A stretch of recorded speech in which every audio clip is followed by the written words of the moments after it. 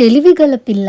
పూర్వం మగధ రాజ్యంలో ఉగ్రసేనుడనే మహారాజు ఉండేవాడు.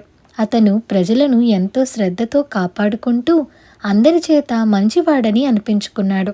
కానీ అతనిలో ఒక దుర్గుణం ఉంది. అదేమిటంటే తను చెయ్యమని చెప్పిన పనిని ఎవరైనా మేం చెయ్యమన్నా సరే, తనకు ఇష్టం లేని పనిని ఎవరైనా చేసినా సరే కోపంతో మండిపడేవాడు. తన మాట ప్రకారం జరిగి తీరవలసిందేనని రాజుకు గట్టి పట్టుదల.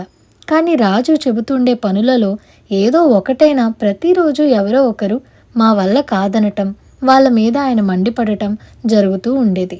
ఈ దుర్గుణంతో పాటే ఆయనలో మరో సుగుణం కూడా ఉంది.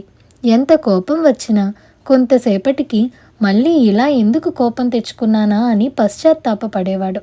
ఒకనాడు రాజు ఒంటరిగా కూర్చుని ఇలా అనుకున్నాడు. ప్రతిరోజు నేను ఎవరి మీదనో ఒకరి మీద కోపగించుకోకుండా గడవటం లేదు.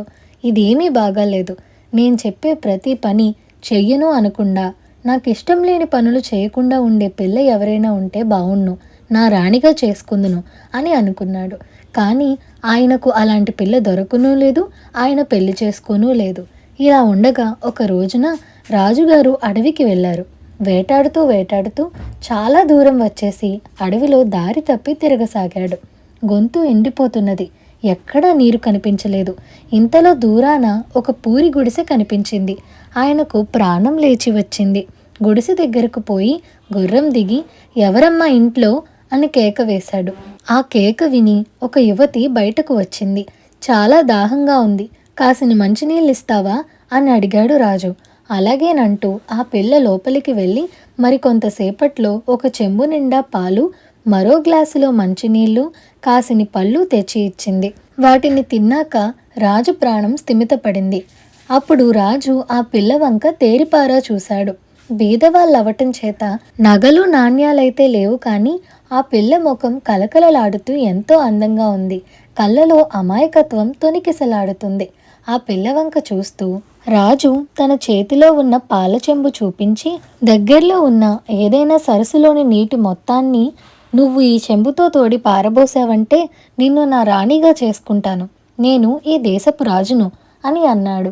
రాజు ఈ మాటలు అనగానే ఆ పిల్ల ఇంట్లోకి వెళ్ళి మరొక గ్లాసు తీసుకుని వచ్చి, మీరు గనక నేను చూపబోయే సరస్సులోని నీటినంతా ఈ గ్లాసులోకి తీసి ఇచ్చినట్టయితే తప్పకుండా మీరు చెప్పినట్టే చేస్తాను అన్నది.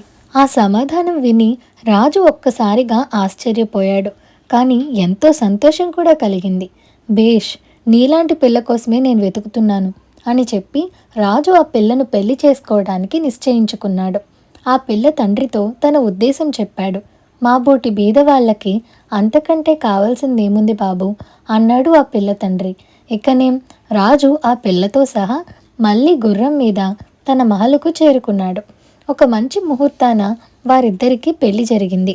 పెళ్లి కాబోయే ముందు ఆ పిల్ల రాజుని ఇలా అడిగింది. మీకు ఇట్టే కోపం వస్తూ ఉంటుందని విన్నాను. అదే నిజమైతే ఎప్పుడో ఒకప్పుడు మీకు నా మీద కోపం వచ్చి వెళ్ళగొట్టడం కూడా జరుగుతుందేమో. కానీ అలా మీరు ఎప్పుడైనా నన్ను వెళ్ళగొట్టవలసి వస్తే నేను వెళ్ళిపోయేటప్పుడు మీ మేడలో నాకు ప్రియమైన వస్తువుని నాతో పాటు తీసుకువెళ్ళడానికి అనుమతి ఇవ్వండి. ఈ షరతుకు ఒప్పుకుంటేనే నేను మిమ్మల్ని పెళ్లి చేసుకుంటాను అన్నది. రాజు సరేనన్నాడు. కొన్ని రోజుల తర్వాత ఒకనాడు రాజు భోంచేస్తుండగా రాణి ఏదో సలహా చెప్పబోయింది. ఆ సలహా రాజుకు నచ్చలేదు. నీ ముష్టి సలహా ఎవరికి కావాలి? ప్రతిదానికి నేనున్నానంటూ తయారవుతావు. నాకు సలహా చెప్పే పాటిదానివా నువ్వు? నీలాంటి వాళ్ళు ఇక్కడ ఉండటానికి వీల్లేదు. రేపు తెల్లవారేలోగా నా మేడ వదిలి వెళ్ళిపో అన్నాడు మండిపడుతూ. తెల్లవారింది. రాజుకు మెలకువ వచ్చి, మేడలో నిద్రపోతున్న నేను ఈ పూరి గుడిసెలోకి ఎలా వచ్చాను? ఎవరక్కడా అంటూ గట్టిగా అరిచాడు.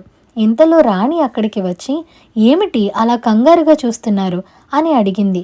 నన్ను ఇక్కడికి ఎవరు తెచ్చారు? ఎందుకు తెచ్చారు? వెంటనే చెప్పు అని గుడ్లురుముతూ అడిగాడు రాజు. మీరు ఏదో ఒక రోజు కోపంలో నన్ను మిమ్మల్ని వదిలి వెళ్ళమంటారని నాకు తెలుసు.